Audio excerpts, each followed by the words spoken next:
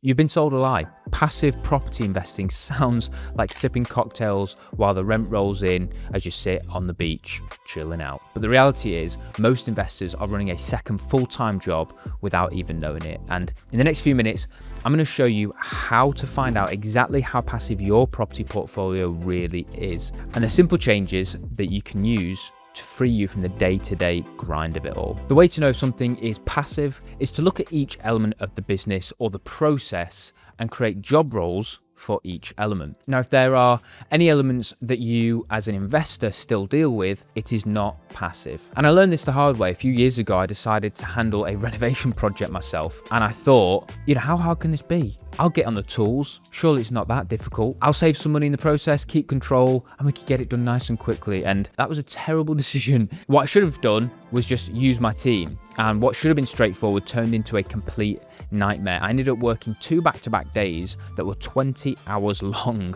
just to get the project finished on time. I was slower, I was more stressed, and the quality wasn't anywhere near what my team could have actually delivered. And that was the moment that I realized that if I'm the one holding the paintbrush, swinging the hammer, or chasing deliveries, this is not a passive business or portfolio for me. Now imagine you're the conductor of an orchestra. In order for everything to sound at its absolute best, you need to delegate roles of each instrument to someone who specializes in that instrument and who is better at that instrument than you are. Now the chaos only occurs when you try to step in and play everybody's instruments for them. And the problem is, this is exactly what most landlords and property investors try to do. Now, an amazing book to help you learn the skill of removing yourself from the process of your portfolio is called Buy Back Your Time by Dan Martell. I listened to this and it was absolutely life-changing for me. It teaches you how to see where you're still in the weeds and how to systematically replace yourself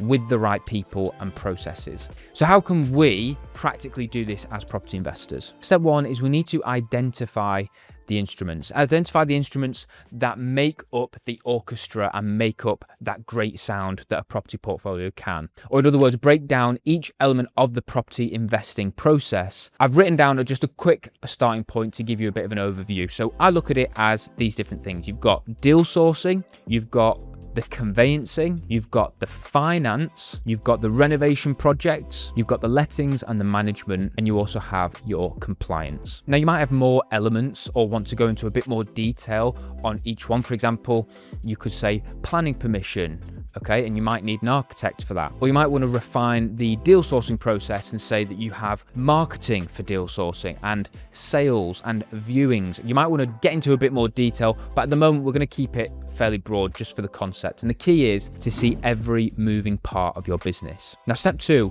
once you've found your list, find an expert who specializes in each of those elements that is better than you at that thing. So here's what that could look like in the list that I gave you. You've got deal sourcing. You could find a professional, experienced deal packager who could be on the ground finding you high quality property deals. You've got the conveyancing process, which is your solicitors. They would take care of that, the purchase process. You've got your finance. Rather than going around trying to go to different lenders yourself, you would use a mortgage broker. Project managers for your refurbs, your renovations. For the lettings and the management, you have a lettings agent. And for your compliance, also ongoingly as a landlord, I would suggest using a letting agent as well for that. If you're looking to find a good property deal, get it renovated and get it rented out and fully managed, we offer a service to help you with all three of those things. The link will be in the description. You can click that link and see how we can maybe help you make your investments and your portfolio a little bit more passive. Now, here's the golden rule. Additional layers create additional passiveness. Is that a word? Passiveness? Passivity? What Google says you can use passiveness or passivity. Now, here's the golden rule. Additional layers create additional passivity. The more people between you and the task that needs to get done, the less involved you need to be. For example, you could manage your letting agent directly, or you could have a property manager who manages the letting agent on your behalf. You could have a personal assistant who speaks to your deal sourcer or your broker to deal with all the paperwork. And again, you get to take another step back and become an additional layer away from the workload. The extra buffer stops you from being pulled into every little detail, every little issue that occurs in the business. Now, you've got to accept that there are some things that are just not going to be passive. Now, what is not passive in the property investing space? Now, signing a contract, yes, although you could hire a virtual assistant to help you, or you could hire an assistant to help you sign your documents, really, you want to be signing off the final TR1 or your final contract when you're purchasing a property as the decision maker, as the person buying it. If you're using finance, then usually you'll have to get independent legal advice as the shareholder and owner of the business. You will need to get that legal advice. You can't really pass that off to somebody else. So there's little bits here and there that you will have to get involved with, but it's about reducing those things as much as possible. There will always be someone or some people that you will need to manage in all of this. And the less people you need to speak to, the more passive it can be.